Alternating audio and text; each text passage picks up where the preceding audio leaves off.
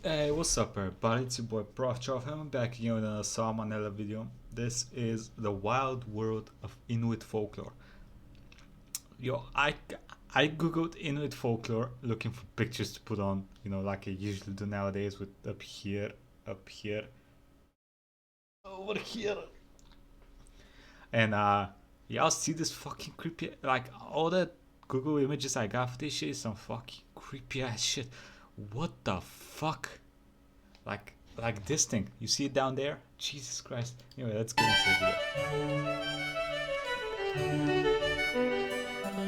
Hey kids, from clubbing Sup, boy? seals to inventing new compound nouns for snow, nobody knows how to kick it quite like the Inuit. Of course, if you're a close-minded tree dweller like me, you might initially think that they can't be that good at storytelling, given that they only know about like 6 things. But that's not true. They've actually got an incredibly complex and fascinating oral tradition. You could ask one about it, there's plenty of these guys around today, but they've got Jesus and micro tradition. You could ask one about it, there's plenty of these Wow, that's a small amount.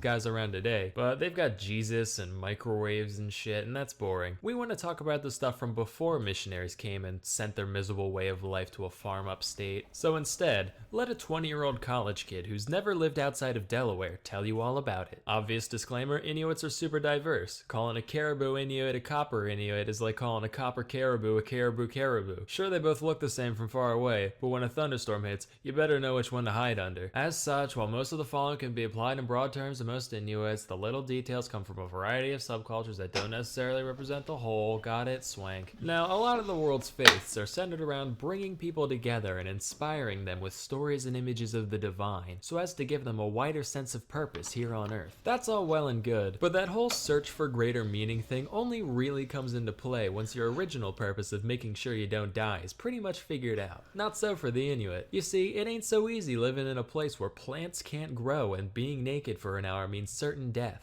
As such, their beliefs were a little more practical, being more so geared towards fostering the paranoid levels of fear required to survive in such a hostile environment. For example, the Inuit believed that everyone has a sort of life force or soul, what they called a nirnik, and like plenty of religions, they believed it lived on after death and could meddle in the world of mortals. But while most cultures regard animals as being spiritually inferior meat puppets, to the Inuits, a creature's soul is just as powerful and vengeful as that of a person. And like I said, up there in the Arctic, not much greenery in the scenery, so they basically had no choice but to devour nothing but souls every single day. And wouldn't you know it, souls don't much care for getting ate. So the Inuit made sure to follow a complex set of guidelines on how to placate their prey in the afterlife, lest the pissed off ghost of that Arctic tern whispers sweet nothings into a polar bear's ears and turns your whole village into a big Japanese flag by sunrise. Here's a few. If you kill something, make sure you eat it all, just as an American who doesn't clean his plate doesn't get dessert, an Inuit who doesn't eat all his walrus doesn't get any more walrus. Ever. Till they starve. If you kill a polar bear, make sure to point its head towards the direction it came from so it can find its way home more easily. If you pull a seal out of the water, give him some fresh water so he's not thirsty when you bash his brain in. Also, its spirit lives in its bladder, so make sure to hold on to it until the yearly bladder festival, where everyone gets together, blows up their bladders like balloons, and throws them out to sea so they can reincarnate into new seals. These taboos aren't all just about hunting though. For some reason there's a load of them about pregnancy. Don't make fun of people's facial features or else the baby will have the same features. Don't walk backwards or else the baby will come out backwards, dangerous. Face your bed towards a doorway or it'll come out sideways, also dangerous. Don't wrap rope around your hand or it'll come out with the umbilical cord around its neck, extremely dangerous. Don't drink directly from a soup bowl or it'll come out with dark skin, not touching that one. Don't put a bowl on your head or else it'll be wearing the placenta like a hat, too hilarious, and the list goes on. Central to the consequences of breaking a lot of these rules is the being known as Sedna. The story behind Sedna varies pretty wildly between different groups of Inuits, but here's the gist of it. She was once a young girl who pissed everyone off, either by being annoying or eating too much food or rejecting an arranged marriage or marrying a dog for some reason. So her father throws her out of a kayak, and when she tries to get back in, he chops off all her fingers. The sea goddess sees this, furrows her long floppy seaweed brow, does a sassy snap, and the girl turns into an immortal sea witch, while her disembodied fingers turn into the first seals. And to this day, Sedna sits at the bottom of the the ocean, growing new fingers which promptly fall off and turn into all the world's seal lions and narwhalruses. That is until someone goofs up in some small arbitrary fashion like, "Yo, Sedna, bad news. I just caught a guy chewing a piece of blubber. What's wrong with that?" Well, he wasn't looking north while he did it. Are you fucking kidding me? In his defense, he was standing right on the pole, so he literally couldn't look anywhere but south. He could have moved! That's it! No more fingy foods for 3 moons! Another fun creation myth is how the moon and sun came to be. So long ago, there were these 2 siblings named Melina and Aningen. The 2 got along just fine as kids, but as the 2 got older, they were put into their respective genders' living areas and saw each other less and less. Then one day, Aningen got the feeling that his lower nose was in dire. Oh no.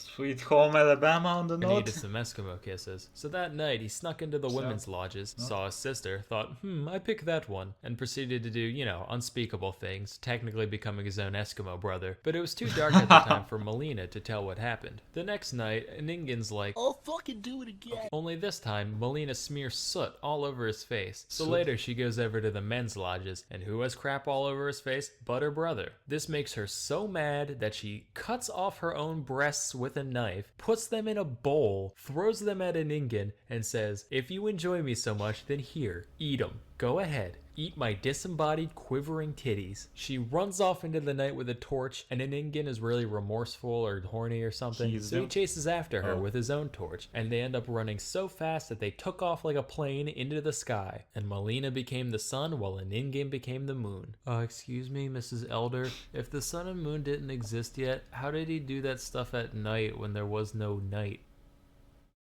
Now, some details of the story are tied in. Hey, we know that another baby's going in the ocean.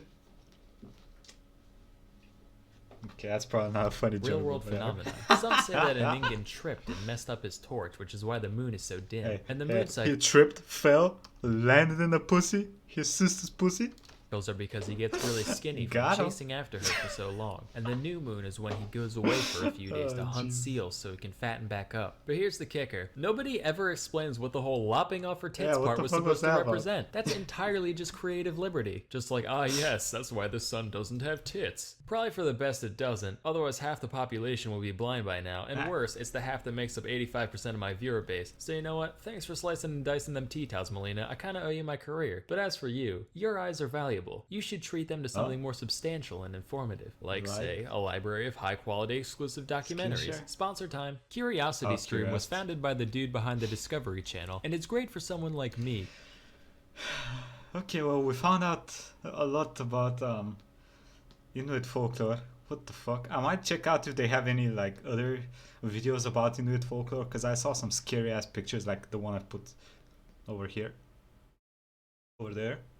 You see, what the fuck? That looks creepy as hell. So I'll check out if we have any more lore videos or Inuit folklore videos somewhere, somehow. If anyone has any recommendations, put them in the comments. And see you next time, everybody. Have a nice fucking day. Like, comment, subscribe, and see you next time. Tomorrow.